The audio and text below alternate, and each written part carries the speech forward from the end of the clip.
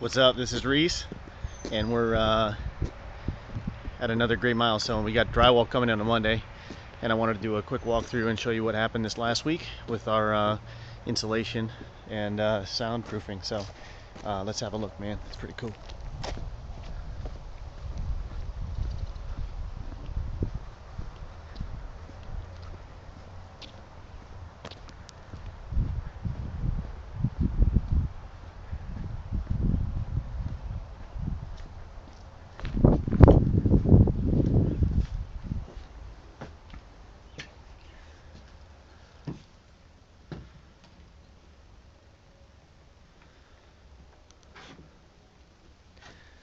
So in the spirit of reuse, repurpose, uh, renew, our whole ecologically friendly build out, and trying to save as much as we possibly can and use things that are environmentally friendly or ecologically friendly, depending on how you look at it. Anyway, we did a soy-based blown insulation.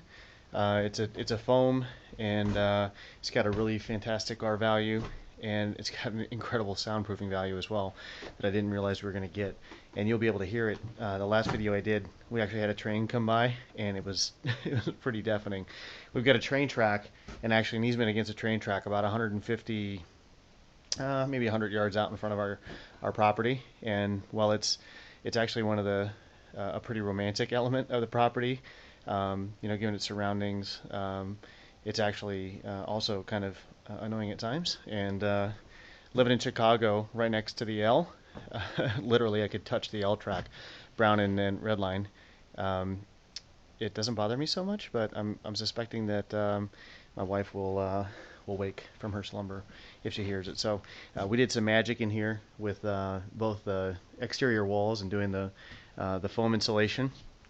We did a closed cell on the basement, which means that it's not as the cells are obviously closed, meaning it's not porous. So if it gets wet and stuff like that, it's not going to soak up into the wood or anything that it's touching. Up here we did an open cell, and then on the roof you'll see we did a different kind of foam that's actually fire retardant. So pretty slick stuff in my book. I think it's one of the cooler innovations that have happened in insulation. So we did use it on a product that we did in Chicago, which was really amazing, and the cost was actually like 2.5 times as much up there than it was here. I think it's not only both the maybe the economy, the location, geography, and also the fact that the product is getting more more widely accepted. So it's come down quite a bit. Anyway, this is the family area as we come upstairs, and you can see that we used a rock wool to do a sound insulation into the master room, which is on the other side, master bedroom. And then we did at various points, obviously we did the same stuff on the ceiling, which you can't see until you get to the hallway. So for Jewel and Jess's room, they're actually totally encapsulated. They're going to have pretty soundproof rooms, which are great when they're young and they're trying to get some sleep. Not so great when they're older, or maybe if they're pouting and stuff like that, it might be good. We don't have to listen to that fun. But this stuff is amazing from a soundproofing perspective, this rock wool. And actually we used a fairly, I think it was a more generic product originally, and then I got some stuff at Lowe's just to finish it off, which is a sound insulation. And the stuff was like, from a being able to cut and work with perspective, I would say it was probably twice as easy. So definitely recommend it. I think it was a little bit higher price point, but it was well worth it to finish it off. You can see that we did it on the roof, or on the ceiling. This is Jess's room, and we also did it in the ceiling in the hallway. In the bathroom, we surrounded the bathroom and then buffered Jess's wall as well, so he won't be able to hear people going up and down the stairs. And then we did Jewel's room as well, which is right next to both the bathroom and then the den and the media center, or the media room, which is cool. And then obviously we did ceiling. We blocked up up top where the sound could travel through. Try to kill that out. So anyway, not a great day for light, but upstairs you can kind of have a peek at this stuff and get a flavor for what happened.